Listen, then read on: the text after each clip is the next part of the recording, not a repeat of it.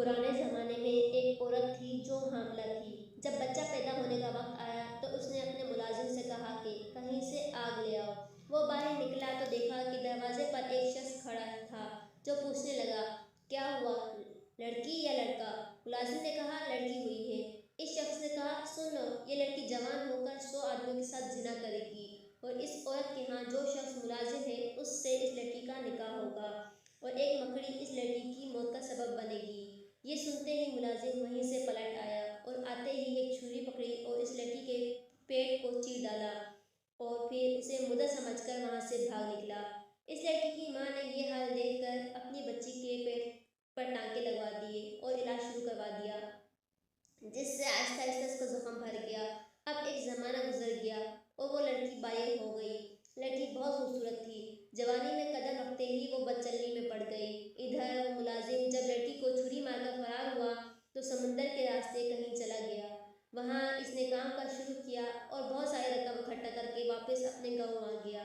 ایک بوڑھی عورت کو بلا کر کہنے لگا، میں نکاح کرنا چاہتا ہوں، گاؤں میں جو سب سے خوبصورت ہو اس سے میرا نکاح کروا دو۔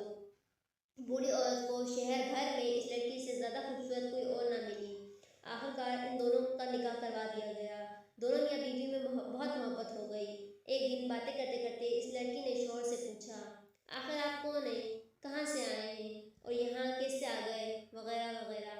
اس شخص نے اپنا تمام ماجرا بیان کر دیا کہ میں یہاں ایک عورت کے ہاں ملازم تھا اور وہاں اس کی لڑکی کے ساتھ سے حرکت کر کے چلا گیا تھا۔ اب اتنے برسوں بعد میں پھر یہاں آ گیا ہوں۔ اس لڑکی نے یہ سن کر کہا، جس کا پیٹ تم چیر کر بھاگے تھے میں وہی لڑکی ہوں۔ یہ کہہ کر اس نے اپنے اس زخم کے نشان بھی اسے دکھا دیا۔ اب اس شخص کو یقین ہو گیا تھا یہ تو وہی لڑکی ہے۔ وہ کچھ دیر تک چپ رہنے کے بعد پھر کہنے لگا، جب تو وہی ہے تو ایک بات تیری نسبت مجھے اور معلوم ہے، وہ یہ ہے کہ تو 100 آدمیوں سے مجھ سے پہلے مل چکی ہے اور یعنی کہ زنا کر چکی ہے۔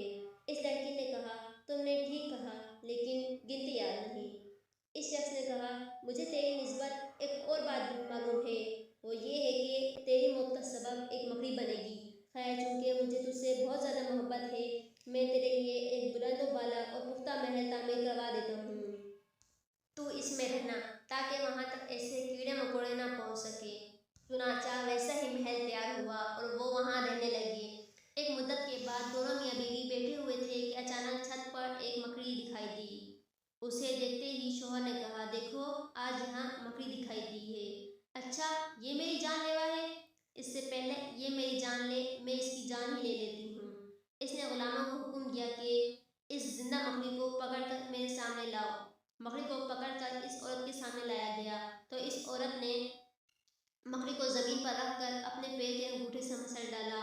اس مکڑی کی جان نکل گئی مگر اسے جو زہر نکلا اس کا ایک قطرہ عورت کے انگوٹھے کے ناخن اور گوشت کے درمیان چلا گیا اور اس کے زہر سے کچھ ہی دنوں بعد پیر سیاہ پڑ گیا اور اس کی وجہ سے عورت مر گئی۔